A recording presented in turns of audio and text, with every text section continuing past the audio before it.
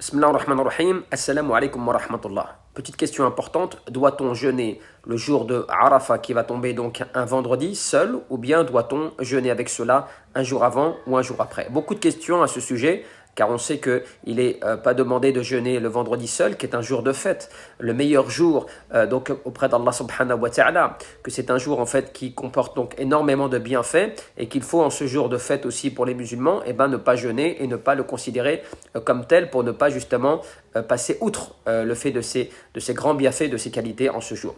Simplement, Jumhur al-Ulama, donc qui est la majorité des savants, considèrent qu'il est permis de jeûner le Yawm al-Jumu'ah, donc le jour du Jumu'ah, lorsqu'il y a une cause à cela, comme le fait de jeûner le jour de Arafah ou bien le jour de Ashura, ou celui qui a l'habitude de jeûner un jour sur deux. Quand cela se présente ainsi, il n'y a pas de mal à jeûner ce jour seul. Il y a un hadith rapporté par l'imam Muslim où le prophète disait effectivement la takhussu yawm al-jumu'ah bis-siyam. Donc ne faites pas du jour du vendredi un jour spécifique pour le jeûne min bayni al-ayam, entre donc les autres jours. Simplement les ulama nous disent que cela est levé.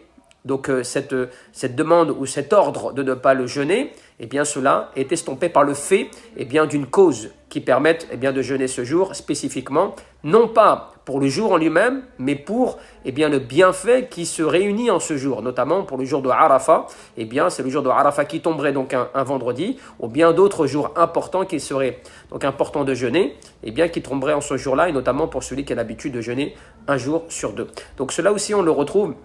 Donc cette explication auprès de Cheikh Abdullah al-Bassam ou bien Cheikh Mohammed ibn Uthaymin ou des savants comme l'imam An-Nawawi ou Ibn Qudama et d'autres des savants qui donc apportent ces avis très explicites quant au fait que cela est permis lorsqu'il y a une cause et une raison. Wallahu a'lam, barakallahu fikum, wassalamu alaikum wa rahmatullah.